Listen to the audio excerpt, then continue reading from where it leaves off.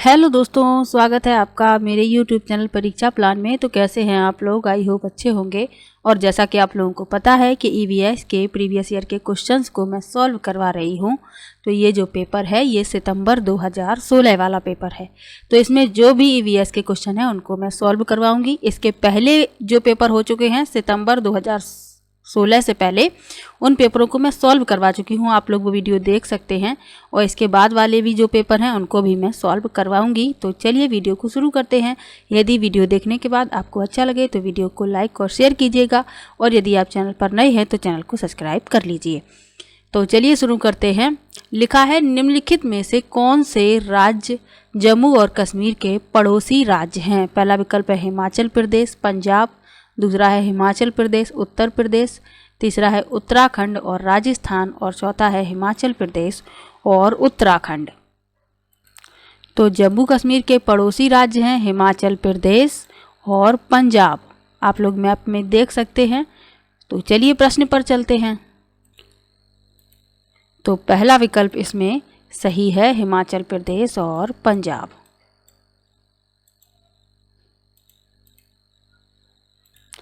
अगला प्रश्न है, प्रत्येक स्थान के नाम के साथ उस क्षेत्र में बनाए जाने वाले सामान्य घरों के सही विवरण का मिलान कीजिए। यानी कि सीधी बात, हमें लोगों को मिलान करना है। तो चलिए मिला लेते हैं।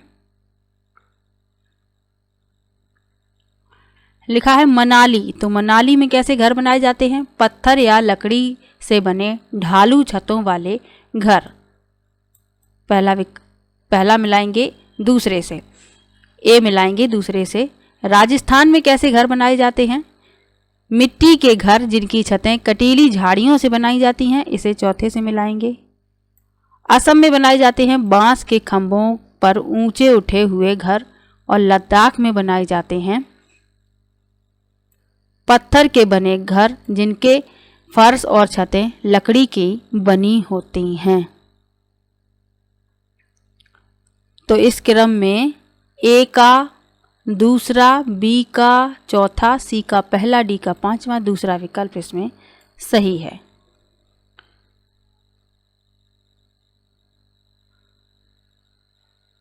अब ये लिखा है हाउस बोट। तो ये श्रीनगर में देखे जा सकते हैं। डल झील और झेलम नदी में इनको देखा जा सकता है। इन्हें हाउस बोट कहते हैं। अगला प्रश्न देखते हैं। लिखा है, पशुओं की त्वचा पर विविध पैटर्न यानी डिजाइन किस कारण से होते हैं, ये बताना है। पहला विकल्प है उनकी शारीरिक शक्ति को इंगित करते हैं। दूसरा है परावर्तित प्रकाश के कारण होते हैं। तीसरा है उनकी त्वचा पर बालों के कारण होते हैं। और चौथा है उस जलवायु के कारण होते हैं जिसमें वे रहते हैं। तो पशुओं की त्वचा पर विविध पैटर्न होते हैं, उनकी त्वचा पर बालों के कारण। तीसरा विकल्प इसमें सही है। अगला प्रश्न देखते हैं। जो व्यक्ति जंगल में कम से कम 25 वर्षों से रह रहे हैं, उनका उस जंगल की भूमि और उसमें पैदा होने वाली वस्तुओं पर अधिकार है। यह जनादेश किसके द्वारा दिया गया है? पहला विकल्प है भारतीय जंगल अधिनियम 1927। दूसरा है जंगल अधिकार अधिनियम 2007। तीसरा है भूमि अधिग्रहण अधिनियम 1894। और चौथा है संविधान अनुसूचित जाति आदेश संशोधन विधेयक 2012। तो इस प्रश्न के लिए दूसरा विकल्प सही है, जंगल अधिकार अधिनियम 2007। इसके तहत जो व्यक्ति जंगल में कम से कम 25 वर्षों से रह रहे हैं, उनका उस जंगल भूमि और उसमें पैदा होने वाली वस्तुओं पर अधिकार है। अगला प्रश्न है, निम्नलिखित में से मच्छरों द्वारा फैलने वाले रोगों का समुच्चय कौन सा है? यानी उस समुच्चय को बताना है जिसमें जो रोग हैं मच्छरों द्वारा ही फैलते हैं। तो तीसरा विकल्प इसमें सही होगा, डेंगू, मलेरिया, चिकनगुनिया तीनों ही मच्छरों से फैलते हैं। अगला प्रश्न है, घटपर्णी पौधा निपेंथिस लिखा है भारत में नहीं पाया जाता। दूसरा है मेढक कीड़े मकोड़ों और चूहों को चालाकी से फंसाकर खा जाता है। तीसरा है कीड़े मकोड़ों को आकर्षित करने के लिए उच्च तारत्व की ध्वनियाँ निकालता है। और चौथा है का मुंह छोटी छोटी कट्टियों से ढका होता है। तो घटपर्णी पौधा है, मेढक कीड़े मकोड़ों को और चूहों को बड़ी चालाकी से फंसाकर खा जाता है। दूसरा विकल्प इसमें सही है।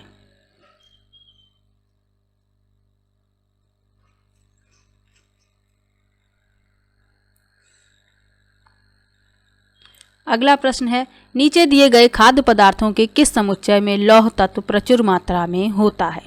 पहला विकल्प है आंवला, पालक, आलू, दूसरा है आंवला, आलू, टमाटर, तीसरा है बंद गोभी, भिंडी, गुड़ और चौथा है आंवला, पालक, गुड़। तो जिसमें लौह तत्व यानी आयरन प्रचुर मात्रा में पाया जाता है वह है आंवला, पालक, गुड़। चौथा विकल्प इसमें सही है। अगला प्रश्न है, हमारे देश के लगभग सभी भागों में मिर्च का उपयोग भोजन पकाने में किया जाता है। बिल्कुल किया जाता है मिर्च का उपयोग। हमारे देश में मिर्च को लाने वाले व्यवसायी आए थे। पहला विकल्प है दक्षिण अमेरिका से, दूसरा है अफगानिस्तान से, तीसरा है ऑस्ट्रेलिया से और चौथा है उज्बेकिस्तान से।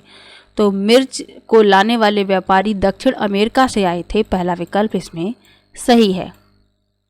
तो ईवीएस की बुक में एक पोएम दी गई है, आलू भिंडी चाय जी कौन कहाँ से आए जी। तो उसी से सभी प्रश्न बनते हैं, कौन सी सब्जी कहाँ से आई है उसी से पूछा जाता है। तो आप लोग उसे पढ़िएगा, अच्छी पोएम है, एक दो प्रश्न उससे तैयार हो जाते हैं। अगला प्रश्न है, निम्नलिखित में से कौन सा पक्षी कैक्टस पौधे के कांटों के बीच अपना घोंसला बनाता है? पहला विकल्प है बया, दूसरा है कलचड़ी, तीसरा है फाख्ता और चौथा है शकरखोरा। तो कैक्टस के कांटों के बीच और मेहंदी की मेड़ के बीच घोंसला बनाता है फाख्ता। तीसरा विकल्प इसमें सही है। कौआ ये कहाँ बनाता है? ये पेड़ की ऊंची डाल पर अपना घोंसला बनाता है और कोयल जो है वह कभी भी घोंसला नहीं बनाती है, कौए के घोंसले में अंडे देती है। अब ये जो 3 पक्षी और लिखे हैं इनके बारे में भी तो जानना आवश्यक है कि ये अपना घोंसला कैसे बनाते हैं। तो बया जो है ये पेड़ से लटकता हुआ घोंसला बनाती है और नर बया घोंसला बनाता है। मादा पसंद करती है, वो एक से अधिक घोंसले बनाता है। मादा पसंद करती है, उसे जो पसंद आता है उसी में अंडे देती है। कलचड़ी अपना घोंसला कहाँ बनाती है? तो कलचड़ी जो है अपना घोंसला मुलायम टहनियों, जड़ों, ऊन, बालों और रुई के साथ जमीनी स्तर पर और पेड़ की निचली शाखाओं पर और कभी कभी शीर्ष पर बनाती है। वैसे ये निचली शाखाओं पर ही बनाती है। शकरखोरा ये कहाँ बनाता है अपना घोंसला? तो ये एक छोटे पेड़ या झाड़ी की शाखा से लटकता हुआ घोंसला बनाता है। छोटे पेड़ पर बनाता है लटकता हुआ घोंसला। अगला प्रश्न देखते हैं। लिखा है, किसी पशु के विषय में नीचे दिए गए विवरण को पढ़िए और उस पशु को पहचानिए। यह भालू जैसा दिखता है परंतु भालू नहीं। यह दिन के लगभग 17 घंटे वृक्षों की शाखाओं से उल्टे लटक कर सोता है। यह जिस वृक्ष पर रहता है उसी की पत्तियां खाता है। यह लगभग 40 वर्षों तक जीवित रहता है। पहला विकल्प है चिंपैंजी, दूसरा है पांडा, तीसरा है स्लॉथ और चौथा है लंगूर। तो इस प्रश्न के लिए तीसरा विकल्प सही है, स्लॉथ।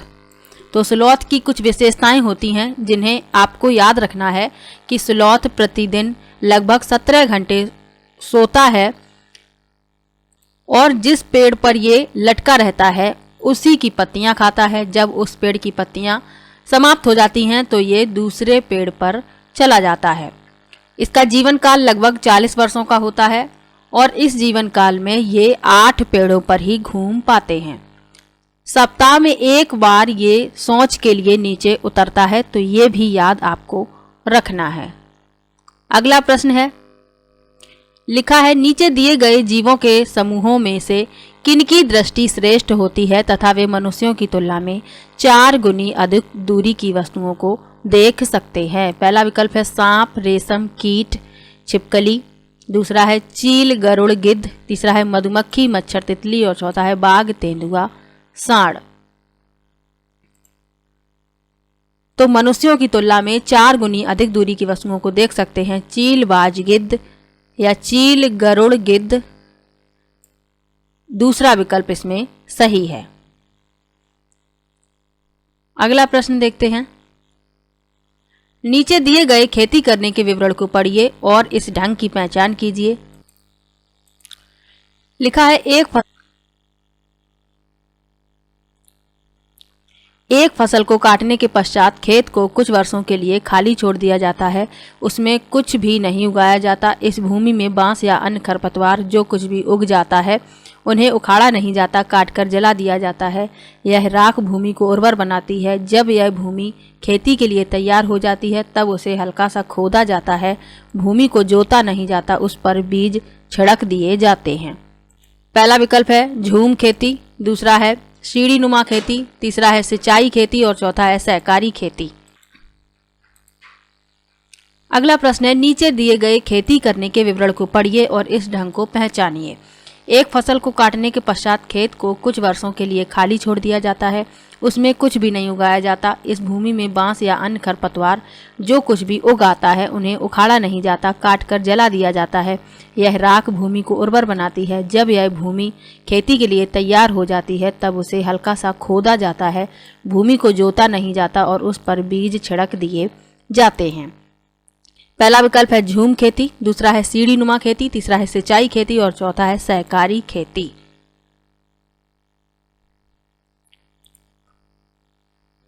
तो इस तरह की खेती को कहते हैं झूम खेती। इसमें क्या किया जाता है कि एक फसल को काटने के पश्चात खेत को कुछ वर्षों के लिए छोड़ दिया जाता है। उसमें कुछ भी नहीं उगाया जाता। उसमें जो भी खरपतवार उगाते हैं खुद से, तो उन्हें काटा नहीं जाता, ना ही उखाड़ा जाता है, उन्हें जला दिया जाता है और जो राख होती है उनकी उसे भूमि में ही मिला दिया जाता है। यह भूमि को उर्वर बनाती है राख। उसके बाद क्या किया जाता है, उसे हल्का सा खोदा जाता है और जोता नहीं जाता, बीज उस पर छिड़क दिए जाते हैं। तो ऐसी खेती कहलाती है झूम खेती। भारत के यह उत्तर पूर्वी राज्यों में की जाती है इस प्रकार की खेती। मणिपुर में, मिजोरम में, असम में, तो उत्तर पूर्वी राज्यों में इस प्रकार की खेती की जाती है। अब ये 3 और लिखे हैं, इनके बारे में भी जानना आवश्यक है। सीढ़ी नुमा खेती पहाड़ी इलाकों में की जाती है। खेत जो है सीढ़ी के आकार में बनाए जाते हैं और उन पर खेती की जाती है। सिंचाई खेती, तो सिंचाई कृषि का मतलब है कि पानी अच्छी तरह से खेतों को उपलब्ध कराया जाए जिससे फसल अच्छी हो। सहकारी खेती क्या कहलाती है? सहकारी खेती वह होती है जिसमें किसान और कोई कृषि एजेंसी एक साथ मिलकर काम करते हैं, तो ऐसी कृषि कहलाती है सहकारी कृषि या सहकारी खेती। अगला प्रश्न है जब कोई सपेरा अपने वाद्य यंत्र को बजाता है तो सांप उसकी ध्वनि पर अपने सिर को इधर उधर घुमाता है। आपके विचार से सांप वाद्य यंत्र के प्रति अनुक्रिया कैसे कर रहा है? पहला विकल्प है उस वाद्य यंत्र को सूंघकर, दूसरा है उस वाद्य यंत्र की ध्वनि को सुनकर, तीसरा है उस वाद्य यंत्र की गति को देखकर और चौथा है उस वाद्य यंत्र द्वारा उत्पन्न कंपनों के प्रति अनुक्रिया करके। तो इस प्रश्न के लिए चौथा विकल्प सही है। सांप के बाहरी कान नहीं होते हैं, ये कंपन को महसूस करते हैं, तो उस वाद्य यंत्र द्वारा उत्पन्न कंपनों के प्रति ये अनुक्रिया करते हैं, इसीलिए ये अपना सिर हिलाते हैं। चौथा विकल्प इसमें सही है। अगला प्रश्न है परिवार एक इकाई होता है जिसमें माँ, पिता और उनके 2 बच्चे होते हैं। यह प्रश्न पहला विकल्प है सही नहीं है क्योंकि परिवार कई प्रकार के होते हैं तथा परिवार का केवल एक ही प्रकार में वर्गीकरण नहीं किया जा सकता। दूसरा विकल्प है सत्य है क्योंकि यह किसी आदर्श परिवार का आकार है। तीसरा है सत्य है क्योंकि सभी भारतीय परिवार इसी प्रकार के हैं। और चौथा है सही नहीं है क्योंकि इस कथन में यह स्पष्ट करना चाहिए कि बच्चे जैविक होते हैं। तो इस प्रश्न के लिए पहला विकल्प सही है। परिवार एक इकाई होता है जिसमें माँ, पिता और उनके 2 बच्चे होते हैं। यह सही नहीं है क्योंकि परिवार कई प्रकार के होते हैं तथा परिवार का केवल एक ही प्रकार में वर्गीकरण नहीं किया जा सकता। अगला प्रश्न है मानवों के पेट में आमाशय रस की प्रकृति होती है और वह भोजन के पाचन में सहायता करता है। पहला विकल्प है उदासीन, दूसरा है अम्लीय, तीसरा है क्षारीय और चौथा है उभयधर्मी।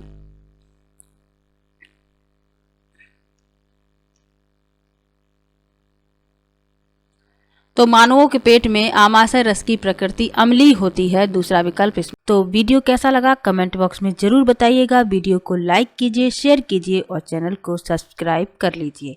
मिलते हैं नेक्स्ट वीडियो में, तब तक के लिए बाय बाय।